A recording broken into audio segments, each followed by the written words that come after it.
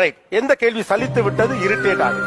2 பையன் 10 வரைக்கும் படிக்க வச்சா போதும், நீ ரெஸ்ட் எடுக்க வேண்டியதானே, எதுக்கு பிள்ளைய படிக்க வைக்க, நீ வீட்ல இருக்க வேண்டியதானே, நீ எதுக்கு இவ்வளவு கஷ்டப்பட்டு வேலை இப்ப பார்க்க? என்ன பசங்க என்ன படிக்கிறாங்க இப்ப? பையன் வந்துட்டு ஒரு பையன் வந்துட்டு டிப்ளமோ முடிச்சிட்டான் சார், வேலை பார்க்கறான். இன்னொரு பையன் வந்துட்டு பிபிஏ முடிச்சிருக்கான், அப்ராட் போயிட்டான் சார். ஓ, அத சிங்கிள் மதர் தானே நீயே பிள்ளைய படிக்க வச்சு கஷ்டப்படுற? உனக்காக தானே சொல்றோம். பட் அதை மீறிய பிள்ளைங்களை படிக்க வச்சீங்க. ஏன்னா சிங்கிள் மதர் கஷ்டப்பட்டு இருப்பீங்க, 2 பிள்ளைங்களை படிக்க வைக்க சிரமம் தான் எல்லாரும் சொல்லியும் ஏன் பிள்ளைங்களை படிக்க வச்சு?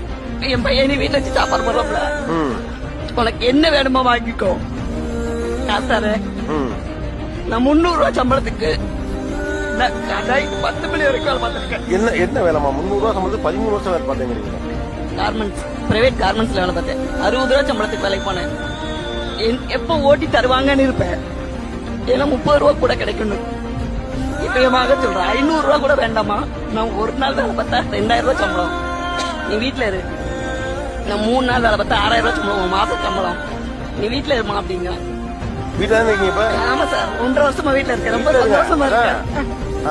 இப்ப 300 ரூபாங்கிறது இப்ப உங்களுக்கு என்ன? என்னோட ஒரு நாள் செலவு சார். அது கெத்து அசால்ட். படிப்பு என்ன பண்ணுங்கிறதுக்கான ப்ரூஃப் இதுதான்.